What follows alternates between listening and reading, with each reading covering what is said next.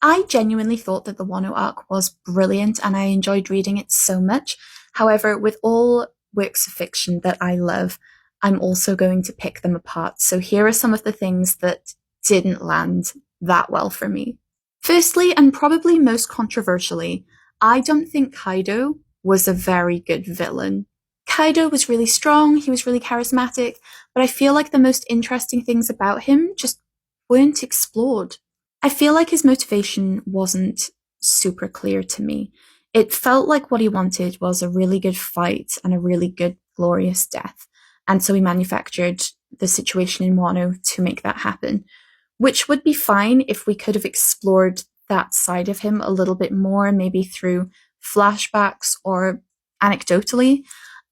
Instead, we just got a few glimpses of him maybe being a bit of a depressed drunk and not much else. Because knowing that he wants a good fight and a good death is one thing, but knowing why is another. Why is he this way? What happened to him to make him this way?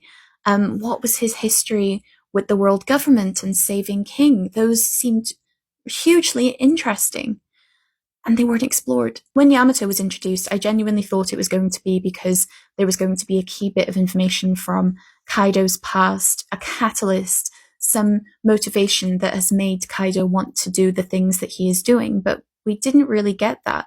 In fact, I didn't feel that much from Yamato and Kaido at all. And this is a little bit of a criticism of Yamato's character in general, because while I love him and I think he's a really cool, interesting character, I don't think that his inclusion would have changed the plot that much. Everything that Yamato did, it felt like those events such as, you know, the Kanjuro bomb were just manufactured to keep Yamato busy, unfortunately. And this isn't just a Yamato thing. I feel that generally in Act 3, there was just a lot of bloat, a lot of things that were happening that felt like they were just there to keep characters busy and to keep the suspense up, but we already had enough suspense. I feel like we didn't necessarily need a bomb, a flying island with a timer on it, a disease ravaging, half the people there, a fire. There were all of these things, and it just felt so crowded and busy. I would have preferred to spend longer on a couple of things rather than jumping around maybe as much as we did. If we had saved some time, I would have liked just a bit of that to be just focusing on the Straw Hats. Most of them hadn't seen each other for a couple of arcs, and they hadn't all been together in one place for ages. And yet we missed most of the reunions. They weren't shown. There were a lot of really interesting conversations that we could have seen that we didn't. And I just feel like those are the things that I want to see personally, rather than constant fights that sometimes can feel a little bit repetitive. Another thing that I initially really liked, but then grew to not enjoy as much, especially looking back, was the act system. Especially because I found out from people sharing with me that this was based on the 5-act kabuki play system. And I think that if it had been 5 acts, that would be cool, because the 3rd act is so huge. It's so much bigger than the first 2. It could have easily been 3. I feel like it could have been split into, a flashback part, the Odin Roger stuff, the raid, and then the conclusion. And I feel like those could have been the acts.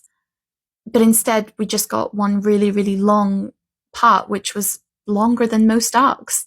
One character who I would have loved to have explored more, who is probably one of the most interesting characters that we've ever encountered, was Toki. This is a woman who time traveled from the Void Century, a period of time that is so mysterious that people are traveling across the seas to find out more about it. The government is actively burning islands to shut down information about it. Why didn't we spend any time with her? Narrative-wise, I know why. It's because we can't reveal the stuff that happened in the Void Century, because that would be really anticlimactic and weird. We need the Straw Hats to do that themselves. But I just would have liked some nod to the fact that she's come from the Void Century from anyone. Wasn't Roger interested in her? Wasn't Whitebeard? Because, we've got Odin's logbook, and I just wish that there were more mentions of Toki in that. Or better, that Toki had her own logbook that had information about the Void Century in it. Um, I just feel like it's so interesting that that's where she's from. I find it a little bit odd that considering how much Whitebeard loved Odin, that when he found out about his death, he didn't go and avenge him. And I know that that's not necessarily Whitebeard's style. We know that, he went to save Ace because Ace could be saved, theoretically.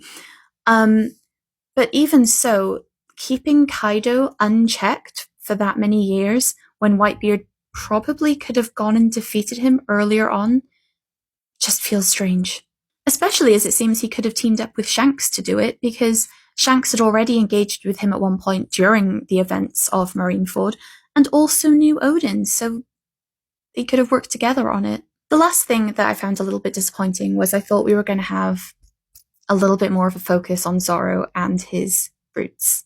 I thought it was great that we did get some answers about Zoro's heritage, about how his home village was set up, but it felt like there was more to explore there, and for some reason it just wasn't. And don't get me wrong, Zoro had some very cool moments in this arc. He got Enma, he became the King of Hell, he got Supreme King Haki, he stood up against Kaido and Big Mom. He had great moments, but it just didn't feel like they led to much character development. They're just things that happened to him. Again, I loved like 95% of Wano. This is just me being super critical. So yeah, let me know what you think.